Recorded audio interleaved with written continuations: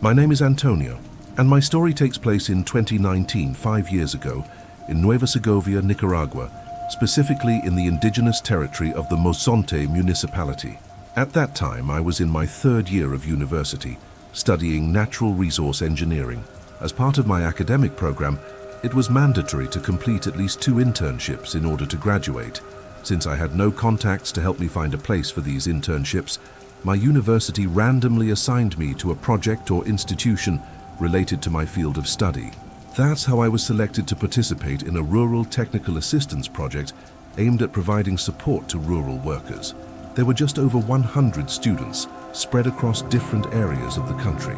Curiously, I, along with 11 other classmates, was assigned to the indigenous territory of Mozonte in the northern part of the country, but very close to my hometown.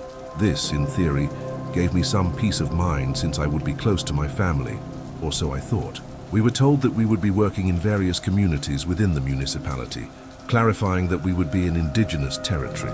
Although I expected to find something different, what I saw upon arrival was a rural setting with people dedicated to farming and livestock, without access to drinking water or electricity. To cover the entire assigned area, we were divided into 3 teams of 4 people. My team consisted of Carlos, Lilian, Cristel, and me. Our team was the last to arrive, and upon doing so around 4 in the afternoon, we observed the environment that awaited us. Families living off basic crops and livestock without basic services. For us, who were not accustomed to these conditions, the experience was certainly a challenge. Luckily, we were assigned to an empty facility, which had previously been used as maternity houses for pregnant women, which meant we at least had beds to sleep in, unlike the other 2 teams that didn't have that luxury. When we arrived, I noticed that we were near a hill. Being the only one in my group from the area, I was familiar with the stories about that place. They said that several people had disappeared there, that others had experienced possessions, and there were even rumors about a large black bull and devilish pacts made at a place known as La Silla del Diablo. I told my teammates about it, but we didn't give it much importance as our priority was to work. However, that's where the strange events began. At night, the silence was absolute, until suddenly we would hear flapping outside the small facility, or footsteps as if someone with boots were walking in a nearby room, but we couldn't find anyone. These small events, though seemingly insignificant at the time, made us think that the local stories might have some truth to them. Over time, we realized that we were about to experience much more unsettling things. The locals shared several stories of paranormal events they had become accustomed to. They told us about a man who, while hunting one night, climbed a tree and was surrounded by many deer. One of them, enormous with massive antlers, stared at him. When he tried to shoot it, his gun malfunctioned, and the deer smiled at him in an almost human way before walking away. Another story involved a boy who, when we were told about it, had already become a teenager. They said that one night, while bringing the livestock to the corral, he saw a small figure resembling a child, but with worn-out old clothes. When he tried to hit it to scare it away, he became completely immobilized. Since that moment, the boy had lost his ability to speak. After hearing these tales, we were moved to another place, leaving behind the footsteps, flapping, and nighttime noises, only to find something even more disturbing. This time, we were placed in a very humble family house, inhabited by only 3 people, but there was something different. We were closer to the hill like the second group, and upon arrival the atmosphere changed drastically. There was a palpable sense of darkness, a heavy and inexplicable vibe throughout the area that we all noticed. From the first night, we started to feel as if we were being watched, as though something was lurking very close to us. Lillian and I had a certain sensitivity to these things, and during the nights, we could feel a presence very close to us, but we couldn't hear it as if it was surrounding our resting area. Due to the conditions of the place, we had to get up very early, around 4 in the morning, to go to the river to bathe since there was no drinking water. We took advantage of the darkness to do so quickly, but every time we were there, we could feel footsteps in the water and hear voices in the wind, as if something was spying on us. We hurried back, always with the feeling of being watched by something hidden, something that stayed in the shadows. One day, while we were walking to another community, something strange happened. We stopped to rest by the river, feeling a bit disoriented, and decided to ask for directions. At that moment, we heard a group of people talking from a distance. Their voices came closer with the wind, so we decided to wait for them to help guide us. However, no one arrived. The voices kept coming, but we never saw anyone. We decided to ignore it and continue on our way, but just when we made that decision, the voices began to laugh at us with a mocking tone that echoed in the wind. That night, while we discussed what had happened, we all felt once again that something was lurking in the darkness. That night, Carlos decided to go to the bathroom, which was about 30 meters away from the house. When he entered, he heard someone knock on the door. He quickly came out but saw no one, just the lights of our flashlights in the distance and the thick darkness surrounding him. The next day, while we were walking to another destination, something even more disturbing happened. Carlos's phone mysteriously turned on and started taking photos by itself, more than 200 to be exact, all directed at Christelle. When she showed us the photos, we saw that they were extremely strange. Some showed her face distorted, shadows, or figures that couldn't be recognized among the trees. It was terrifying, especially because the phone could only be unlocked with a fingerprint, making it nearly impossible for it to turn on or take pictures by mistake. From that moment, Christelle couldn't sleep alone anymore, not just from fear, but because she felt something taking her blankets or watching her while she slept. I too felt that something dark and dangerous inhabited that place, and Lillian felt the same. From then on, Lillian slept with Crystal, so she wouldn't be so scared, and we tried to make sure they were never alone. But there was still more. On one of our days off, we decided to bathe in the river. A local took us to a beautiful spot surrounded by trees, but before we arrived, he warned us to make the sign of the cross because strange things happened there. He told us that many people had drowned in mysterious ways.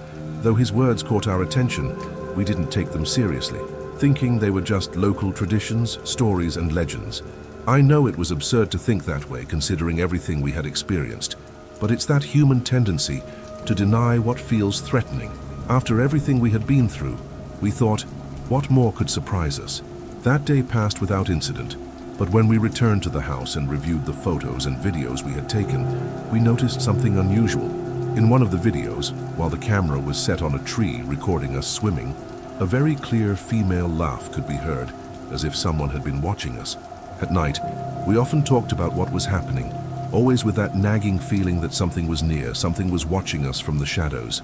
The last thing that happened to me, I don't know if it was a dream or real, but while I was sleeping on the floor with my sleeping bag, I remember opening my eyes and feeling a very heavy energy. The darkness seemed to engulf everything, and when I turned my head, I saw it crouching in front of me. It was a very thin creature with bones protruding from its back, its ribs clearly visible. Its eyes were large and dark, and its face had a disturbing smile. It was staring at me, and in that moment I couldn't move. My heart was pounding, and my body was completely paralyzed, unable to utter a word. The most terrifying thing was the expression on its face, that smile that seemed to burn itself into my mind. Finally, I managed to react, but the being disappeared instantly. When I woke up, I could clearly hear something moving between the bushes, as if something or someone was surrounding us, watching us from the darkness. The following night, we decided to sleep together in the same room, and it was there where it appeared again. But this time it was a different figure, a tall, thin silhouette that stood at the door. We all woke up at the same time. We didn't say anything, but we all saw it. It was standing there staring at us, not moving but not entering either, as if something was holding it back. At the end of the room, we had an image of Saint Michael the Archangel, and we felt that maybe that's what protected us that night. Eventually, we returned to the city to prepare our reports, but that experience left me with a lesson. No matter where you are, no matter how remote or everyday a place may seem, there are hidden things. Perhaps the locals are used to them and consider them part of their daily lives, but for us, those experiences were unforgettable. Terrifying, yes, but unforgettable. That was my experience with my teammates, but the other two teams had similar encounters. Some of them heard an old woman screaming every night that she was about to end her life. Another team saw a strange man at the foot of the hill. They also talked about strange lights in the sky and figures moving in the shadows. This is my story. It may not be the scariest, but believe me, it's completely real. It made me believe that no matter where you are or what country you come from, the only certainty is that there's always something lurking, something near you, waiting to reveal itself.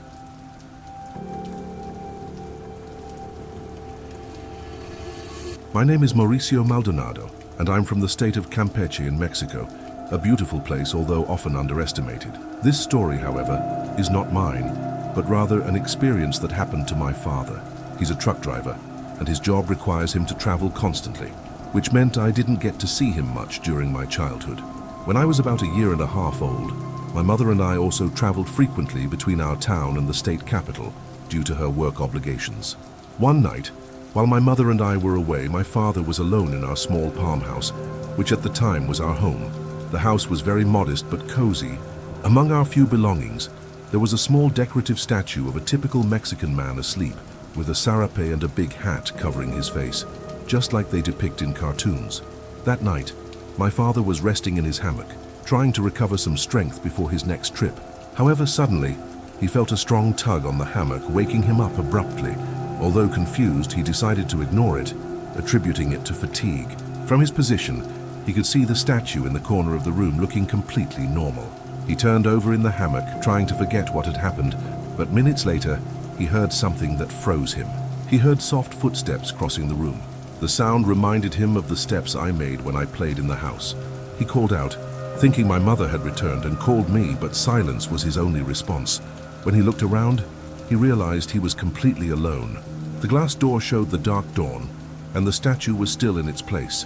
However, he noticed something unsettling about it, as if it had been slightly moved. Annoyed, he got up, took the statue, and placed it outside the house near the door. From inside, he could still see it through the frosted glass. Although exhausted, he went back to sleep almost immediately, but it wasn't long before he woke up again, this time from soft knocks on the door. "I'm coming," he murmured sleepily, checking the time on his small Nokia phone, which, though not modern, allowed him to see the hour. 3:56 a.m. As he sat up, he looked toward the door, and what he saw left him stunned. The statue was no longer there. For a moment, he thought someone had stolen it. Upset, he jumped up and ran outside to search for it, looking around, but it was nowhere to be found. Just then, he heard a sound behind him, a soft, almost childish laugh, but strangely sharp and eerie. Feeling a rush of fear, he quickly returned inside the house. What he saw next left him paralyzed. The statue was behind his hammock, as though it was waiting for him in the same position it had been earlier. With a mix of courage and anger, my father grabbed the statue, cursed it, and threw it back outside the house. More frustrated than scared, he went back to bed. But fear was slowly creeping up on him, even though he tried to mask it with his strong-willed nature. Soon after, the knocking on the door began again. This time, my father slowly got up from the hammock, but what he saw left him paralyzed with terror. In front of the door, the thing was no longer just a statue. It seemed alive, twisting and deforming as if it were trying to take the shape of a small person. Each movement was unnatural, as if its limbs weren't functioning correctly. At that moment, my father couldn't take it anymore and curled up in the hammock, covering himself with the blanket while praying desperately, hoping it would all end soon and that he could see us again. Through his prayers and exhaustion, he finally fell asleep. It was the sound of the door opening that woke him up. My mother and I had returned home. My father jumped out of the hammock and hugged us, especially me, with a mix of relief and fear he had never shown before.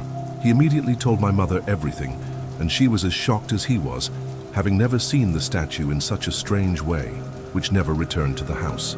Today my parents are separated, which limits the times I get to see my father. However, the last time I visited the town, we reminisced about this story, the time a simple decorative statue turned into something else, something my father describes as a goblin, something we could never fully understand. As a final note, sometime later, we moved to the capital of Campeche, and when we moved our belongings, that statue we had packed with us disappeared without a trace. My parents never knew what happened to it or how it got lost. All we know is that something terrifying was in our home that night.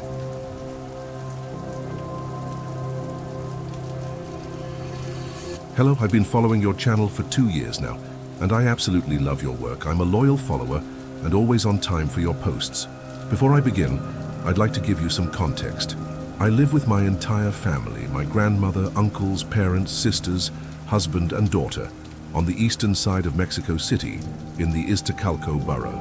The house where we live was bought by my paternal grandmother through a lot of hard work in the early 80s. Before that, the property used to be a tenement. Although there used to be more people living here, currently there are only 10 of us. The first time I ever heard about this woman, the one I'm going to tell you about, I was only 10 years old. It was just a comment my mother made to my grandfather. She said, "The girl is crying, let me light her candle." That was it. No more was said about it at the time. Since then, from 6th grade onward, I became a huge fan of horror. I loved asking my mom and grandfather to tell me ghost stories or share paranormal experiences. My grandfather, who was hardly ever home due to his travels, was the one who told me this story. "Did you know that in your grandmother's room there's a girl locked up?" he asked. "That was before your grandmother moved in here. The girl hanged herself from one of the beams in the ceiling. The neighbors say she had been locked up for weeks, but hardly ever spoke to anyone. All they ever heard was things being thrown around and her crying. One day they stopped hearing her, but it wasn't until a few days later that they noticed a terrible smell. Only then did they finally knock on her door. When they didn't get an answer, they broke the door down and found her hanging. Don't let my daughter go out if she's still hanging there. Only light her candle when you hear her crying," my grandfather told me. That was when I understood why there were occasional candles on my grandmother's dresser, and that the crying I sometimes heard didn't come from her. A year ago, I was about to go downstairs for breakfast with one of my sisters and my mom. I live in a separate room of the house, and the stairs lead directly to the backyard. From there I can see the main door and the upstairs. Right by the door of my room, there's a sliding glass door that connects to a spiral staircase that leads to the roof and down to the patio. One of those days, with no apparent reason, I felt the urge to turn around. That's when I saw her. First, one of her legs appeared through the door, then the rest of her body came into view. It was a very thin woman, dirty, wearing a short dress that barely covered her. She was barefoot, and her hair, which reached her shoulders, was tangled and filthy. In that moment, I realized it wasn't my sister trying to prank me. If I hadn't been so shocked, I might have thought it was a homeless person, but that wasn't possible. The woman walked about 2 meters into the hall and then disappeared from my view. I immediately ran to my mom, telling her we needed to check the house. To be honest, when I saw her, I didn't remember the story my grandfather had told me years ago. It was my mom who reminded me when I told her what I had just seen. She just said, "So you saw her, huh? I don't know how this old woman got out." The thing is, a few years ago, one of my dad's brothers started dating a woman from Oaxaca. She lived in the house for a while, but after a big argument, my grandmother asked her to leave. Despite that, she still visits and comes and goes with my uncle. My sisters and I, who spend the most time at home, have noticed that whenever she comes, something strange happens. The cats and dogs get very agitated. Someone hears or sees the girl who hanged herself, and the noises on the roof become constant. Marbles dropping, footsteps at late hours when no one should be walking around the house. What worries me is that now the girl doesn't stay in just the bedroom anymore. She now also appears in the yard, and sometimes you can clearly hear footsteps on the stairs leading to my room. Bare feet, walking all night. For now, that's all I wanted to share, but I promise I'll get in touch again soon. Unfortunately, I'll have to do it for now.